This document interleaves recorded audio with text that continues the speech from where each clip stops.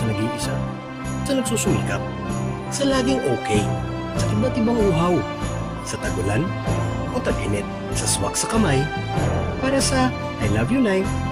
sa pagkakaiba, sa pagkakaisa, sa makabayan, para sa malayang boses, sa nakikinig, sa debate, sa meeting de avance, sa nag-iini-mini-mining mo, para sa pag-unlad, pagkakaisa, sa mapagkakatiwalaan, para sa ngayon, sa kinabukasan, Sa in love, sa it's complicated, sa pasaway, sa tambay, sa chillhats, sa pagod, sa BFFs, sa frenemies, para sa sakto ang baon, para sa iba't ibang uhaw, sa nagpapagising, sa basketbolista, sa liga, sa selebrasyon o walang okasyon, para sa bawat araw na darating, para sa happiness natin.